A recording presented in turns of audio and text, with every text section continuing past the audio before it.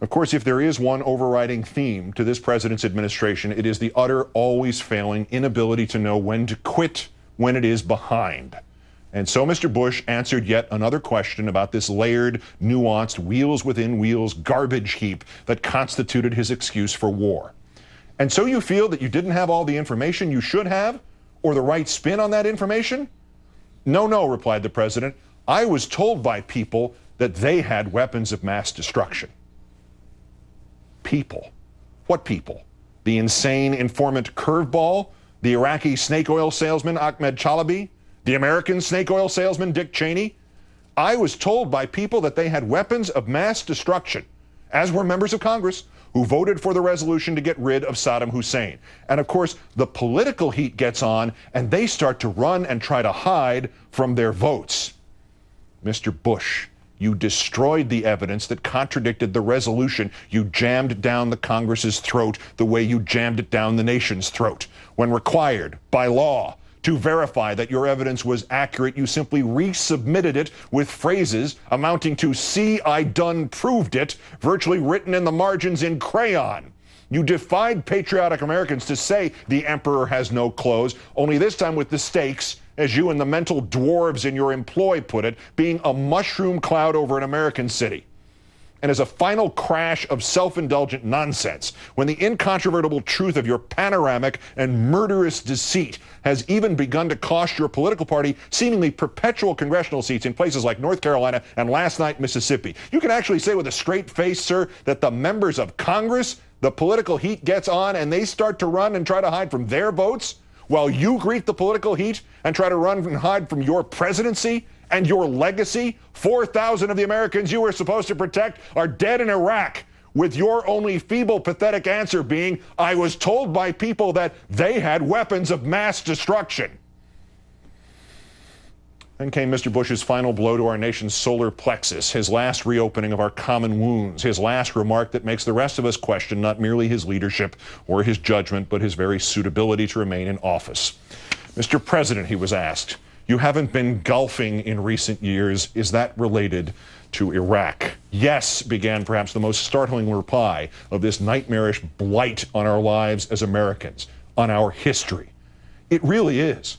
I don't want some mom whose son may have recently died to see the commander-in-chief playing golf.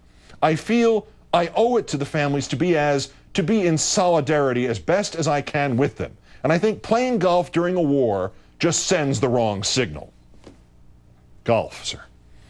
Golf sends the wrong signal to the grieving families of our men and women butchered in Iraq.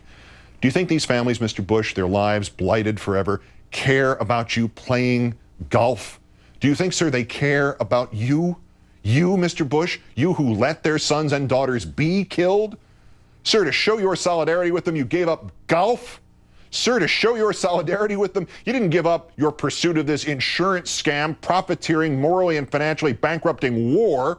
Sir, to show your solidarity with them, you didn't even give up talking about Iraq, a subject about which you have incessantly proved without pause or backwards glance that you may literally be the least informed person in the world. Sir, to show your solidarity with them, you didn't give up your presidency. In your own words, solidarity, as best as I can, is to stop a game. That is the best you can? 4,000 Americans give up their lives, and your sacrifice was to give up golf? Golf. Not gulf.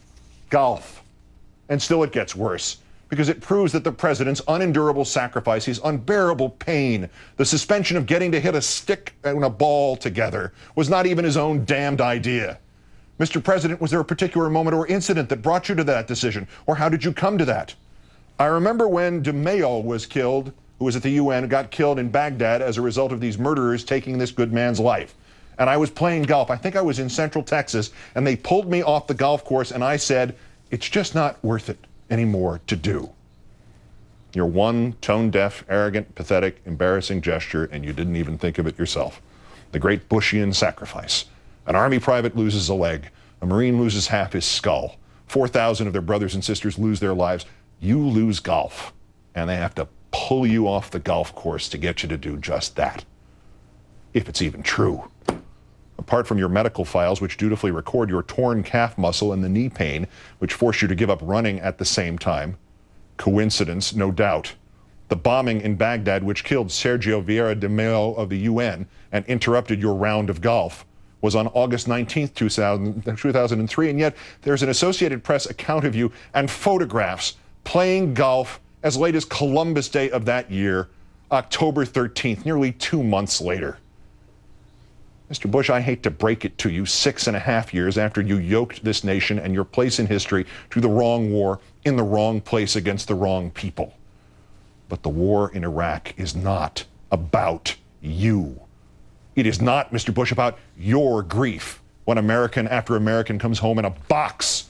It is not, Mr. Bush, about what your addled brain has produced in the way of paranoid delusions of risks that do not exist, ready to be activated if some Democrat and not your twin, Mr. McCain, succeeds you. The war in Iraq, your war, Mr. Bush, is about how you accomplished the derangement of two nations and how you helped funnel billions of taxpayer dollars to lascivious and perennially thirsty corporations like Halliburton and Blackwater, and how you sent 4,000 Americans to their deaths for nothing. It is not, Mr. Bush, about your golf game. And, sir, if you have any hopes that next January 20th will not be celebrated as a day of soul-wrenching, heartfelt thanksgiving because your faithless stewardship of this presidency will have finally come to a merciful end, this last piece of advice: when somebody asks you, sir, about Democrats who must now pull this country back from the abyss you have placed us at, when somebody asks you, sir, about the cooked books and faked threats you foisted on a sincere and frightened nation, when somebody asks you, sir, about your gallant, noble, self-abnegating sacrifice of your golf game so as to soothe the families of the war dead, this advice, Mr. Bush: shut the hell up.